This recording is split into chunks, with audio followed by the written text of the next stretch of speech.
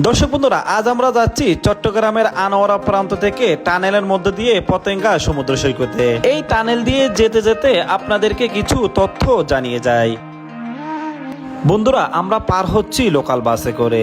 এই বাসগুলো চট্টগ্রামের আনোয়ারা প্রান্ত থেকে যাত্রী নিয়ে এই টানেলের মধ্যে দিয়ে সি বিচে আসে। টানেল পার হওয়ার জন্য এই বাসগুলোতে জনপ্রতি ভাড়া নেওয়া হয় 50 টাকা করে। বন্ধুরা, এই কর্ণফুলী টানেল হলো বাংলাদেশে প্রথম, আবার সেই সাথে দক্ষিণ এশিয়ার নদীর তলদেশে দীর্ঘতম সড়ক সুড়ঙ্গ। চট্টগ্রামের পতেঙ্গা ও আনোয়ারা উপজেলাকে সংযোগকারী এই টানেলের মূল দৈর্ঘ্য 3.32 কিলোমিটার, যা রোড সহ 9.39 কিলোমিটার। কর্ণফুলী নদীর মধ্যভাগে সুড়ঙ্গটি 150 ফুট গভীরে অবস্থিত।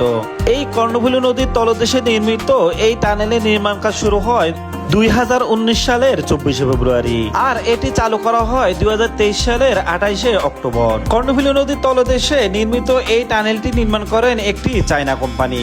আজকে আমার ভিডিওর মূল উদ্দেশ্য ছিল এই টানেলটি পার হতে বাসে করে আমাদের সময় কতক্ষণ লাগে সেটি দেখার জন্য। বাসের ড্রাইভারের সাথে কথা বলে জানতে পারলাম মূল টানেলটি পার হতে প্রায় 3 মিনিটের মতো সময় লাগে।